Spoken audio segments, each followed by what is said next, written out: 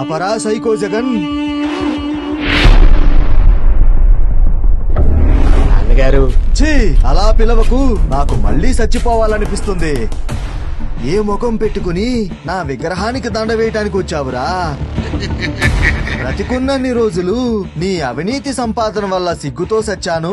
నేను పోయాక నా శవంతో రాజకీయం చేసి నీ పార్టీకి నా పేరు పెట్టి మరీ ముఖ్యమంత్రి అయ్యి జనంలో నాకున్న పేరును చంపేశావు.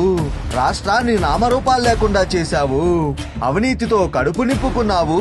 బాబాయి చావుకి కారణమయ్యావు. సొంత తల్లిని చెల్లిని ఇంటి నుండి తరిమి కొట్టావు. బాబుగారి మీద తప్పుడు కేసులు పెట్టావు. ఇంత తిడుతుంటే నీకు నవ్వెలా వస్తుందిరా? ప్రజలు బాధపడుతుంటే నవ్వుతావు. ఎవరైనా పోయారు అంటే నవ్వుతావు. మా అమ్మకి ఉద్యోగం పోయిందయ్యా అని కష్టం చెప్పుకుంటే నవ్వుతావు. రాజశేఖర్ రెడ్డి బిడ్డ ఇంత దుర్మార్గుడా అని ప్రజలు తిట్టుకొని రోజు లేదే. ఇప్పుడు మళ్ళీ ఎన్నికలు వస్తున్నాయి కాబట్టి నా అవసరం వచ్చింది. ఇన్ని రోజులు శవరాజకీయాలు చేశావు.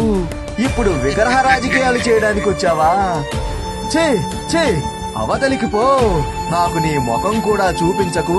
ప్రజలు చెప్పడం కాదు, నేను చెప్తున్నాను. By by Jagan, by by YCP.